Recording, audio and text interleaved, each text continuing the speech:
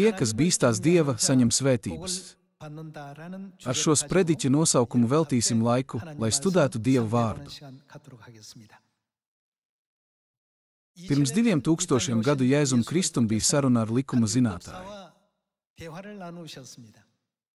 Likuma zinātājs jautāja Jēzum, kurš ir vislielākais bauslis? Tajā laikā Jēzus sniedza ļoti skaidru atbildi. Ko Jēzus teica? Mīli Kungu, savu Dievu ar visu sirdi, visu dvēseli un visu spēku. Viņš mums teica mīlēt Dievu. Šodien mēs nevaram nedomāt par mūsu debesu vecāku žēlastību. Mēs esam debesu grēcinieki, kuriem bija lemts mūžīgi mirt. Dievs nāca uz šīs zemes, satrieca savu miesu, izlēja savas asinis pie krusta un mūsu vietā izturēja visdažādākās ciešanas. Tādējādi, kad mēs vēlreiz padomājam par mūsu debesu tēva un debesu mātes dzīvi, mēs saprotam, ka, ja mēs patiesi saprotam visus likumus, mēs nevaram nemīlēt Dievu. Mīli Kungu, savu Dievu ar visu sirdi, visu dvēseli un visu spēku. Mēs varam teikt, ka bauslība sevī ietver visu šo aspektu vienotību. Tie, kas nezina šo principu, varētu domāt, bauslība attiecas vienkārši uz neskaidru datumu vai ceremoniju, bet ko Bībele saka par to, kā mīlestība ir saistīta ar likumu? Tajā teikts, tātad bauslības piepildījums ir mīlestība.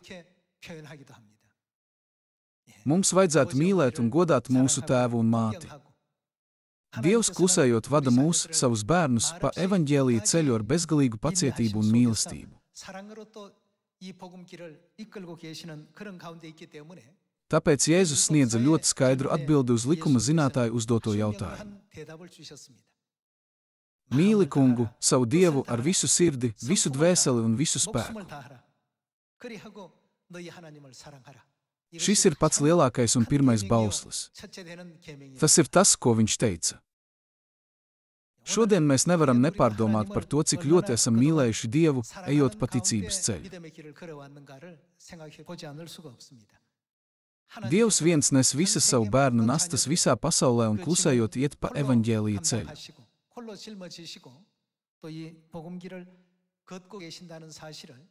Tāpēc es ceru, ka vismaz šodien mēs spēsim pievērst savu uzmanību viņam, nevis sev. Lai gan mums bieži vien tiek mācīts mīlēt Dievu caur Bībeli, mēs cenšamies dzīvot savu dzīvi, vairāk rūpējoties par sevi nekā par Dievu.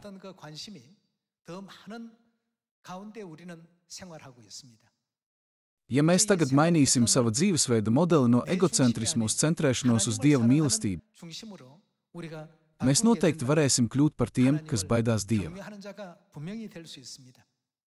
Debesu valstība ir vieta, kur dodas šādi cilvēki, un tikai šie cilvēki ir cienīgi saņemt titulu sievas pārējie pēcnācēji. Tāpēc ķēniņš Salamans Salamana mācītāja grāmatā raksta: tukšība, tukšība, tukšība, tukšība, viss ir tukšība. Lai gan viņš darīja visu, ko vēlējās viņa acis un ausis, Salamana sirds nebija apmierināta.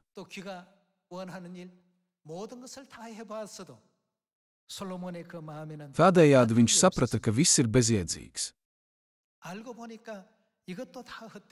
Tomēr viņš arī saprata, ka uz šīs zemes ir tikai viena lieta, kas nav veltīga.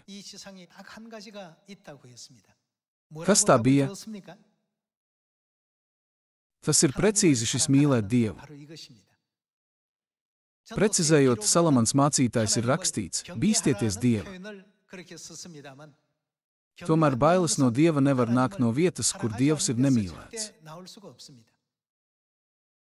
Salamans mācītājs mums māca, ka, lai gan viss šajā pasaulē var būt bezjēdzīgs, godāt mūsu tēvu un mīlēt mūsu māti ir viens pienākums, kas mums kā cilvēkiem ir jāievēro visu mūsu dzīvi.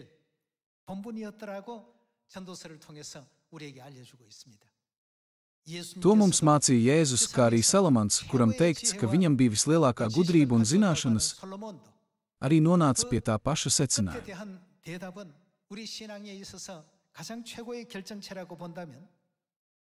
Ja mēs apkopojam mūsu ticības kulmināciju, mēs varam teikt, ka viss beidzas mūsu tēva un mātes mīlestībā, tas ir mūsu debesu vecāku mīlestībā. Aplūkosim Mateja evaņģēlija 22. nodaļu.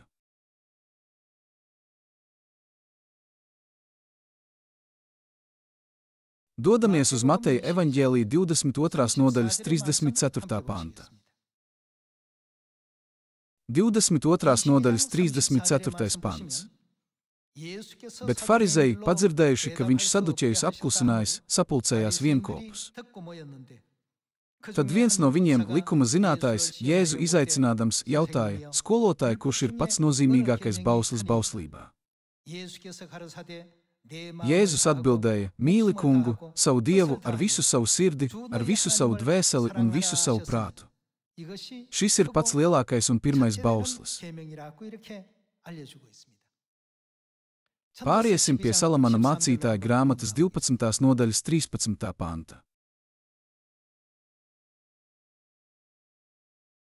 Aplūkosim Salamans mācītājs 12. nodaļas 13. pantu. Saņemot kopā visu dzirdēto, bīsties Dieva un ievēro viņa baušus. Kāpēc?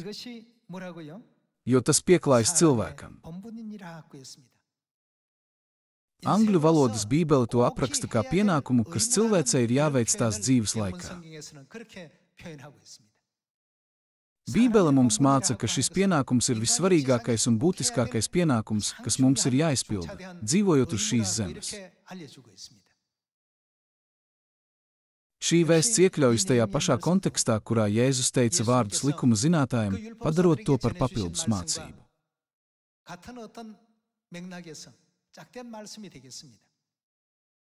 Mīli Kungu, savu Dievu ar visu sirdi, visu dvēseli un visu spēku. Jēzus pasludināja mīlēt Dievu kā pirmo un lielāko bausli. Salamans arī Salamana mācītāja grāmatā 12. nodaļā teica: bīsties Dieva un ievēro viņa baušus, jo tas pieklājas cilvēkam. Citiem vārdiem sakot, tajā ir teikts, ka katrai personai ir jāizpilda vismaz šis pienākums. Tomēr daudzi cilvēki mūsdienu pasaulē nedzīvo šāda veida dzīvi. Dažreiz arī mēs pat aizmirstam Dieva žēlastību un kļūstam aizņemti tikai ar nelielām grūtībām, šķēršļiem vai izaicinājumiem, kas mums tiek uzlikti, kad mēs saskaramies ar svarīgiem pārbaudījumiem.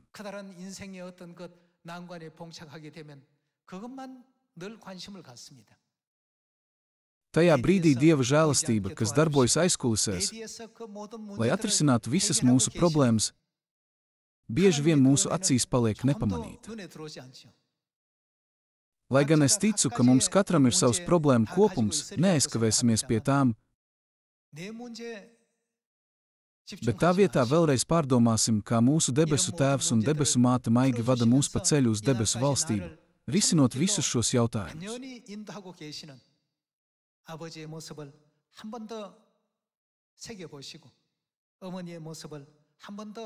To darot, būsim tie, kas zina, kā būt pateicīgiem un godināsim par to visu Dievu. Ķēniņš Salamans ievēroja, ka visas lietas, uz ko cilvēks pasaulē tiecas, ir tukšība. Visas pūles un darbs zem saules, alkatība uzkrāt bagātību un pasaulīgā vēlme, kas mūs mudināja tiekties pēc plašām zināšanām, tas viss bija bezjēdzīgs. Kad visas šīs lietas pāriet, nekas vairs nepaliek. Galu galā viņš saprata, ka bija pieķēries tam, kas bija patiesi veltīgs un bezjēdzīgs. Tomēr viņš teica, ka, ja šajā pasaulē ir kaut kas, kas nav veltīgs, tas ir tikai bīties Dieva un zināt, kā mīlēt Dievu. Šāda ticība ir jāuzskata par mūsu lielāko pienākumu. Jēzus arī mums mācīja, ka pirmais un lielākais bauslis, kas mums ir dots, ir mīlēt Dievu. Efeziešiem 6. nodaļa mūs atkal apgaismo par šo jautājumu. Aplūkosim Efeziešiem 6. nodaļas 1. pantu. Efeziešiem 6. nodaļas 1. pants. Bērni, esiet paklausīgi saviem vecākiem kungā, jo tas ir taisni. Godā savu tēvu un māti, šis ir pirmais bauslis ar apsolījumu, lai tev labi klātos un tu ilgi dzīvotu virs zemes. Ir dabiski, ka mums būtu jāizrāda vislielākā cieņa arī mūsu miesīgajiem vecākiem. Tā kā šīs zemes lietas ir debesu lietu kopija un ēna, tāpat kā mēs labi godājam savus zemes vecākus, kā ir ar mūsu debesu vecākiem, mēs nedrīkstam aizmirst viņu žēlastību. Mums ir jāsaprot, kāda veida garīgo dzīvi Dievs ir dzīvojis dēļ mums līdz šai dienai, un kāpēc viņš izturēja sāpes, kad dēļ mums tika sists krustā. Dēļ dažādiem notikumiem šajā pasaulē mēs bieži aizmirstam par šīm lietām, bet pievērsīsim savas sirds Dievam pat uz vienu dienu. Mums visiem ir jāatceras visaugstākā un tīrā mīlestība, ko Tēvs mums ir dāvājis, kā arī mātes neredzamā upura mīlestība. Brāļi un māsas, bauslība ir saspiesta Dieva mīlestības versija, ko viņš izlej pār mums. Kad mēs sakām, mēs ievērojam sabata dienu, Paschā un 7 svētkus 3 laikos, cilvēki bieži mums apzīmē, sakot, viņi ir likuma piekritēji, kas ievēro likumus. Tomēr tas ir tāpēc, ka viņi nesaprot, kāpēc bija radīts šis likums. Bauslība tika radīta ar asinīm. Asinis nozīmē Dieva upuri. Kas ir ietverts upurī? Tur mēs varam atrast Dieva mīlestību pret mums un pret visu cilvēci. Vecajā derībā visi dzīvnieki, kas tika izmantoti kā grēku upuri, sadraudzības upuri un dedzināmie upuri attēlo tēvu un māti, vai ne?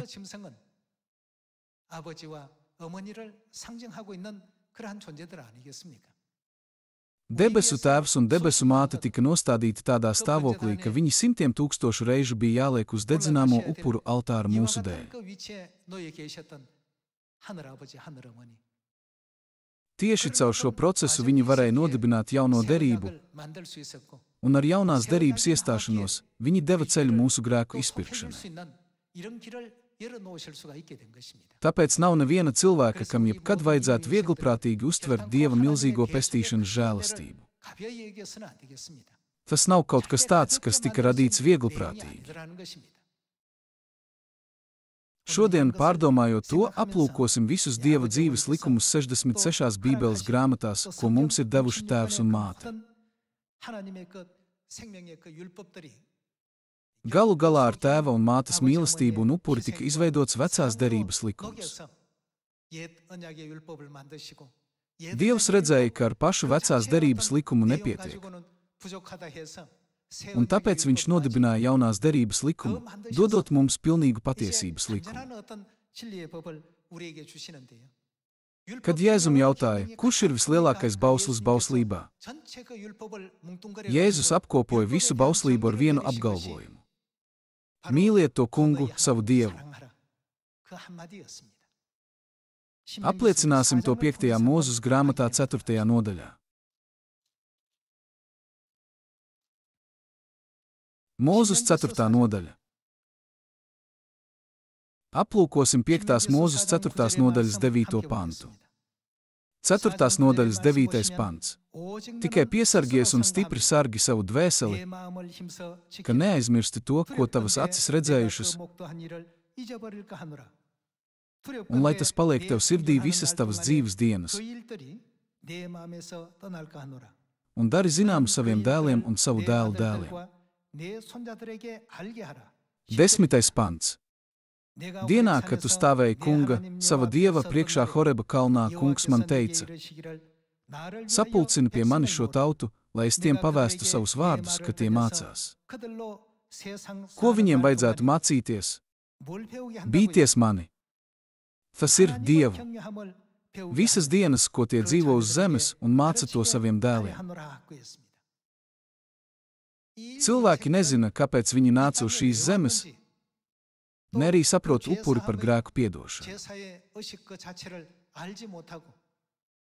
Viņi vienkārši domā, ka no rīta tika upurēts jērs un upurēts kā parasts dedzināmais upuris, bet pēcpusdienā tika upurēts vēl viens jērs kā parasts dedzināmais upuris Dievam.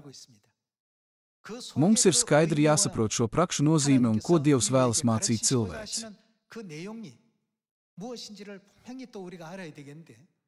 Ja mēs pilnībā izprotam Dieva likumu būtību gan no vecās derības, gan jaunās derības, un patiesi uztveram patiesības būtību, tad mēs varam pilnībā saprast, kāpēc Jēzus teica: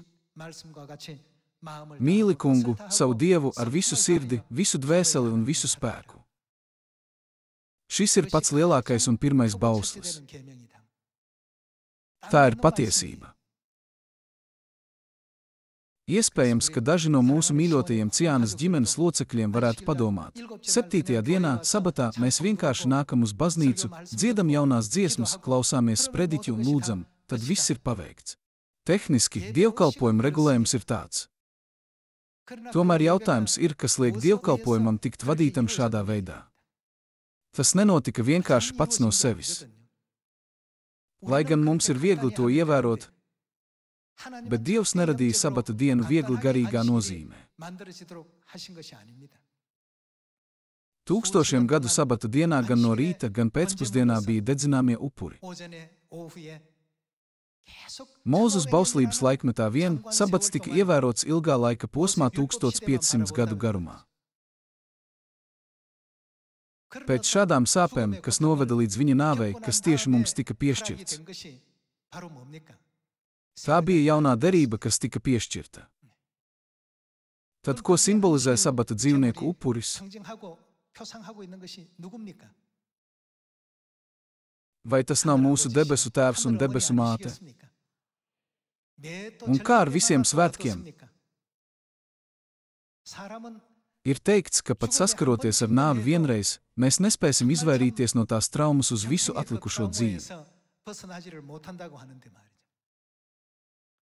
Ņemiet vērā, ka jaunā derība tika noslēgta izejot cauri nāves sāpēm 1000 reižu, pat 10 000 reižu mūsu dēļ. Edisons piedzīvoja daudzas neveiksmes pirms veiksmīgi radīja elektrības spuldzi. Vai cilvēki neizsaka savu pateicību Edisonam, ka viņš to paveica ar šādām pūlēm? Viņi viņam pat piešķīra titulu izgudrojumu ķēniņš. Padomājiet par pūlēm, ko mūsu Dievs pielika, lai dotu mums mūžīgo dzīvību. Mēs vienkārši ievērojam Pasahā, ēdot maizes gabaliņu un izdzerot glāzi vīna, un mēs vienkārši ievērojam sabatu, atnākot uz dievkalpojumu reizi nedēļā 7. dienā. Tomēr, lai dāvātu mums sabata garīgo apsolījumu, Dievs pārdzīvoja milzīgus pārbaudījumus un smagumus, galu galā cieta un izlēja savas asinis pie krusta. Tas ir kaut kas tāds, ko mēs nekad nedrīkstam aizmirst. Kāpēc Salamans, kurš ir pazīstams kā gudrākais no visiem, teica, ka viss ir bezjēdzīgs, izņemot bīties Dieva un mīlēt Dievu? Izteikt mīlestību Dievam Tēvam un Dievam Mātei ir vissvarīgākais pienākums no visiem pienākumiem, kas cilvēcei ir jāveic. Ir teikts, ka tas ir mūsu pamatpienākums, visaugstākais pienākums, kas mums ir jāizpilda. Tas nozīmē, ka tas ir kaut kas tāds, kas tas ir absolūti jādara visai cilvēcei. Daži to nesaprotot, vienkārši atnāk, dzied jaunās dziesmas un saka: es šodien apmeklēju dievkalpojumu, vienkārši ieliekot ķeksīti savai vizītei. Tas nav iemesls, kāpēc mēs nākam uz dievkalpojumu. Ja mēs ielūkojamies dziļāk, tā nozīmē, dievkalpojuma laikā mēs pasludinām: es mīlu Dievu. Vēlreiz pārdomājot visus mūsu pagātnes grēkus un pārdomājot, cik liels bija tēva upuris un mātes ciešanas, līdz mūsu grēki tika piedoti, mēs šeit pulcējamies, lai sev par to vēlreiz atgādinātu. Mums vajadzētu mūžīgi pateikties, godāt un slavēt mūsu debesu tēvu un māti par to, ka mainīja mūsu ceļu no mūžīgās elles uz mūžīgo debesu valstību un par mūsu nolemtās nākotnes mainīšanu. Tāpēc 5. Mūzes grāmatā ir rakstīts, ka mums vajadzētu mācīt saviem bērniem, kā bīties Dieva.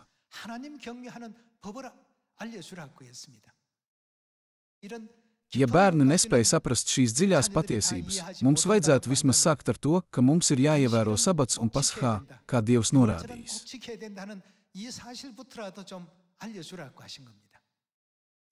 Tāpēc, tā kā sabats ir laiks, lai mēs paustu savu pateicību ar Dieva pielūgsmi, nāksim uz Ciānu un sacīsim: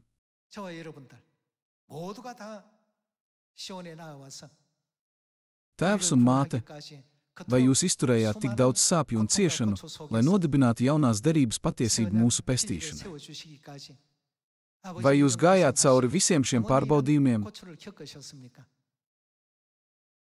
Tikai šīs žēlastības dēļ mēs dodamies uz debesu valstību. Lai slava un godība Dievam mūžīgi mūžos. Tēvs un māte, mēs jūs mīlam mūžīgi. Tām vajadzētu būt neaizmirstamām sajūtām gan mūsu vārdos, gan garā.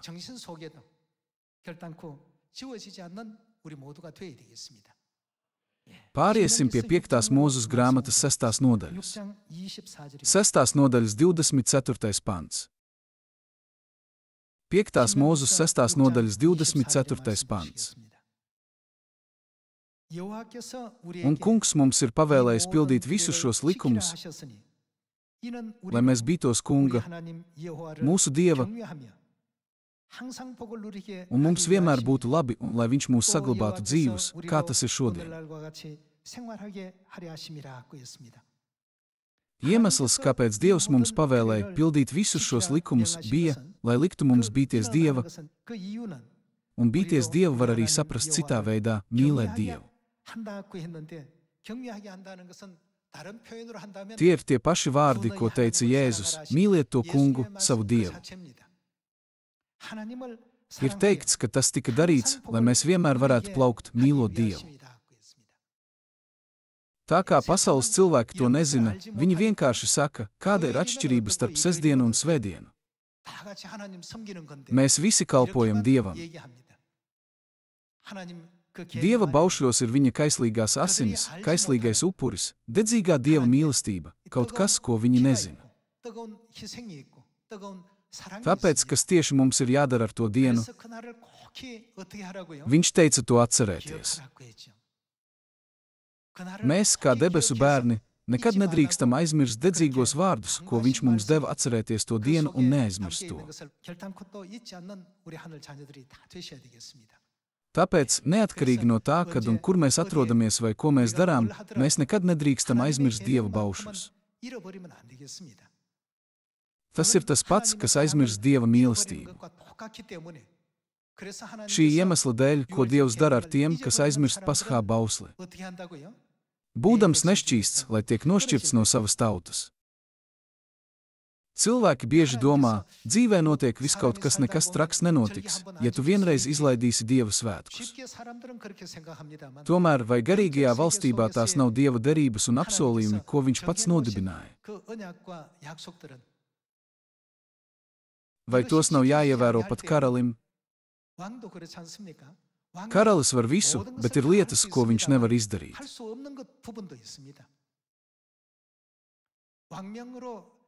Pats karalis nevar pārkāpt to, kas ir nolemts ar karaļa pavēli.